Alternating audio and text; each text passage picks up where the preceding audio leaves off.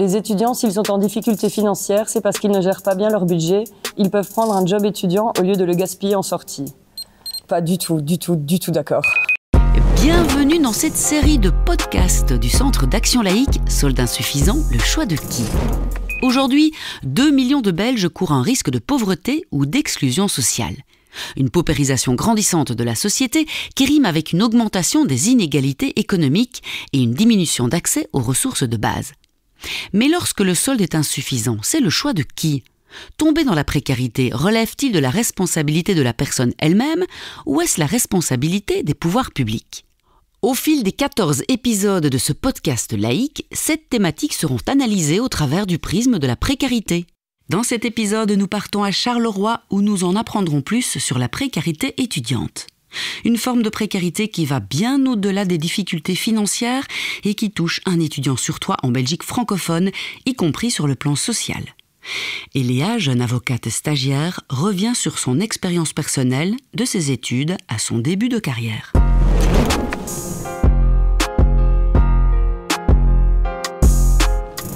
Bonjour, je m'appelle Léa, je suis avocate stagiaire au barreau de Charleroi et j'ai fait un master en droit et un master en criminologie à l'ULB. Donc j'ai commencé par faire un bachelier en droit donc de 3 ans à Mons. À ce moment-là, je travaillais déjà, j'ai commencé à travailler à 16 ans. Après ça, quand je suis arrivée à l'université, je me suis trouvé un boulot dans une épicerie bio. Puis après, je suis arrivée en master à Bruxelles. Donc, je me suis trouvé un boulot dans l'Horeca. Et j'y suis restée pendant toute la durée de mes masters. Donc j'ai fait 2 masters de 2 ans chacun, donc 4 ans de master en tout. Et je suis restée là-bas durant 3 ans et demi. Et en parallèle à nouveau, durant mes 2 dernières années de master, j'ai travaillé pour l'ULB en tant qu'étudiante assistante. Donc je donnais cours pendant le blocus et je répondais aux questions des étudiants. Et en parallèle, je donnais des cours particuliers pour les étudiants qui avaient du mal à assimiler le droit pénal. Durant ses études, Léa a accumulé les petits boulots, parfois au détriment de ses cours, pour pouvoir maintenir une vie sociale qui lui était essentielle.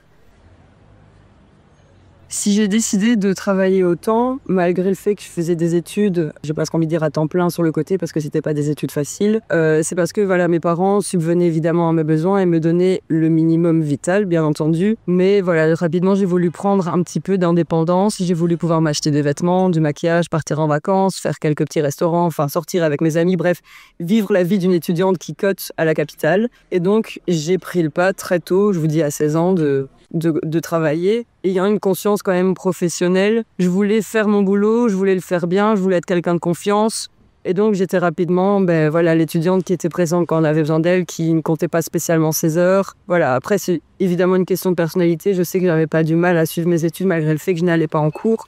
Mais c'est vrai, par exemple, ma dernière année de master, ma 4e année, je travaillais à ce moment-là 20 heures semaine au restaurant à l'avenue Louise. Je devais faire un stage de criminologie. J'étais étudiante assistante et en parallèle, j'étais juriste bénévole pour une association à Mons. Donc c'est vrai que ça faisait beaucoup, que je dormais pas des masses, mais je voulais un peu quand même pouvoir tout avoir. Je ne voulais pas sacrifier mon boulot et avoir une année où je pouvais plus vivre simplement parce que je devais faire un stage, faire un mémoire et suivre des cours. Jongler entre les dépenses incontournables et les exigences académiques est un défi quotidien pour de nombreux étudiants dont les parents peinent à assumer le coût des études.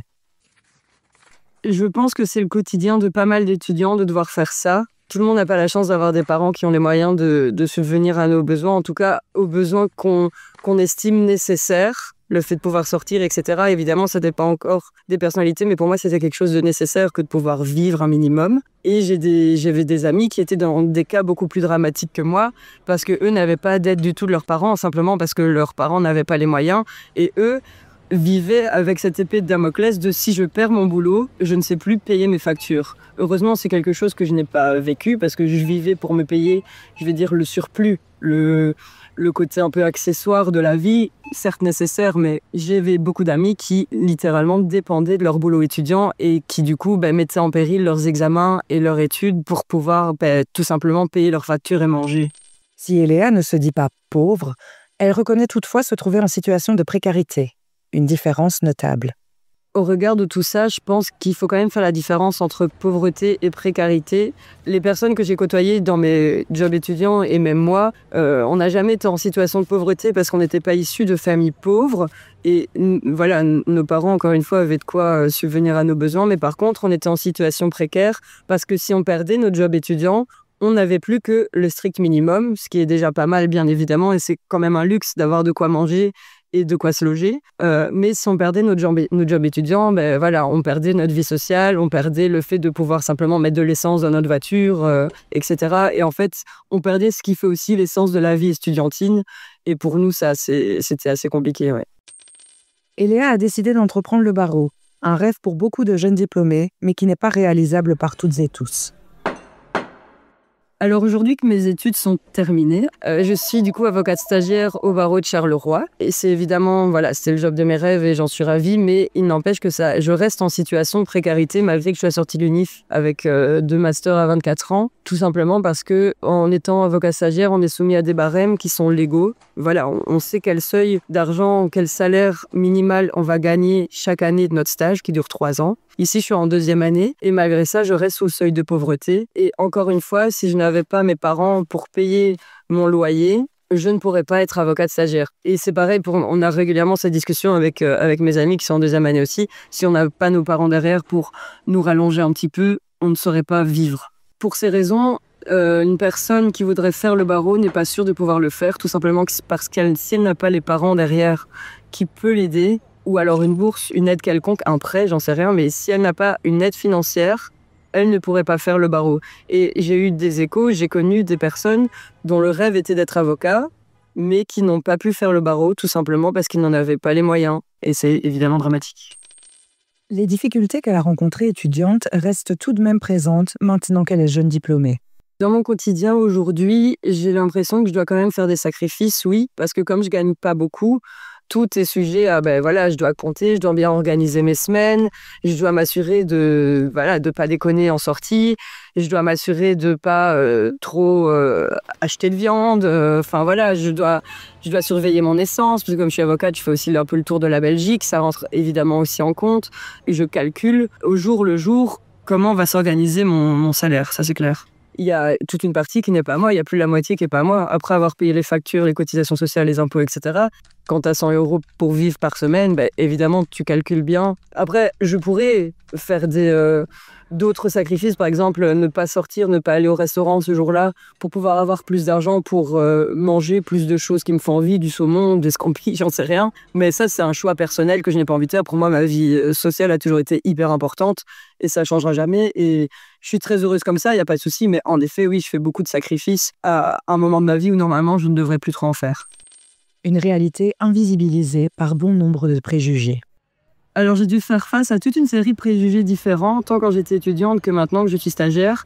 Quand j'étais étudiante, il y avait beaucoup ce préjugé de quoi tu te plains, de toute façon c'est tes parents qui payent tout et tu n'as aucun problème, sans se rendre compte qu'en fait si des problèmes on en a. Alors en effet, c'est les parents qui payent les factures, en tout cas pour mon cas. Mais il y avait quand même ce truc de je travaille pour pouvoir subvenir aux besoins que moi je considère nécessaires, mais que mes parents ne considèrent eux pas nécessaires. Et donc pour moi c'était important que les gens puissent se rendre compte qu'en fait je travaille autant pour pouvoir assurer le rythme de vie que j'ai choisi d'avoir, mais aussi pour pouvoir simplement faire des pots cadeaux à Noël, pouvoir suivre mes amis, me faire des souvenirs tout simplement. Et pareil, quand j'étais en première bachelier, j'ai fait mon baptême. Et là, les préjugés, évidemment, ça pleut. Et par exemple, on avait beaucoup de ce préjugé de Léa, si t'as plus d'argent, sors-moi. Ça n'avait aucun sens de parler de ça à ce moment-là. Il y avait plein de choses qui ne partaient pas que pour les sorties. Les gens ont l'impression que quand t'es étudiant et que tu te plains, tu n'as aucune raison de te plaindre. Quand tu es étudiant et que tu travailles, mais enfin, pourquoi tu travailles, tu es quand même à charge de tes parents. Quand tu es étudiant et que tu travailles pas, oh, quel fainéant. Et quand tu travailles mais que tu n'as pas d'argent, c'est oui, arrête de sortir. Alors qu'en fait, il y a beaucoup plus de composantes que ça. Et les gens ont envie de faire un raccourci. Et maintenant que je suis stagiaire au barreau, alors c'est le préjugé inverse. C'est t'es avocate, c'est bon, tu peux bien payer ça. Et c'est marrant parce que maintenant que je suis stagiaire, on pense que je gagne beaucoup, alors que je gagne moins que quand j'étais étudiante. Là, on pensait que je gagnais vraiment rien du tout, alors que je gagnais plus que ce que je gagne maintenant. Donc en fait, c'est vraiment les mauvais préjugés au mauvais moment de ma vie, quoi. En prenant du recul sur cette réalité, Léa pointe les limites du système actuel. En coupant comme ça dans les budgets de l'éducation, C'est vraiment, pour moi, c'est vraiment dramatique parce que c'est l'éducation qui est le pilier d'une démocratie et d'une société qui se porte bien. Les ignorants, c'est ceux qui malheureusement vont être plus sujets à des discriminations ou à causer des problèmes dans la société de manière générale. Et souvent, c'est pas leur faute, c'est de l'ignorance. Et donc, pour moi, s'en prendre aux étudiants qui ont envie d'apprendre et aux enseignants qui ont envie de faire apprendre, c'est mettre en péril la société de manière générale. Alors finalement, la situation d'Eléa est-elle de son choix ? Ma situation personnelle, ce n'est pas un choix. Les études que j'ai entrepris de faire, certes, ces études-là étaient mon choix, mais d'une part, je n'étais bonne dans rien d'autre. D'autre part, c'était mon rêve. Et d'une troisième part, la situation dans laquelle je me trouve actuellement d'être stagiaire, avocate et d'être quand même sous le seuil de pauvreté, devoir faire des sacrifices, ça l'est encore moins parce que c'est pas moi qui choisis combien je gagne. C'est pas non plus mon maître de stage d'ailleurs. C'est pas moi qui choisis combien coûte mon loyer. Atrocement cher. C'est toute une série de choses qui ne dépendent pas de moi. Et je ne peux qu'imaginer qu'une grande majorité d'étudiants font face à la même problématique. C'est-à-dire que leur situation n'est pas de leur choix. Et je trouve que c'est une erreur que de penser que tout ce qui se passe dans leur vie, tout ce qui se passe dans la vie d'un étudiant est son choix parce qu'il n'y a rien de plus faux. Précarité financière mais aussi sociale, et Léa nous a montré que la précarité peut prendre des formes multiples et complexes. Dans notre prochain épisode, nous observerons ces différentes réalités à travers les récits de poètes et poétesses d'un soir ayant décidé de participer à une scène slam co-organisée par le CAL Charleroi. Découvrez comment l'art devient une arme pour dénoncer les injustices et un espace pour libérer les voix trop souvent ignorées.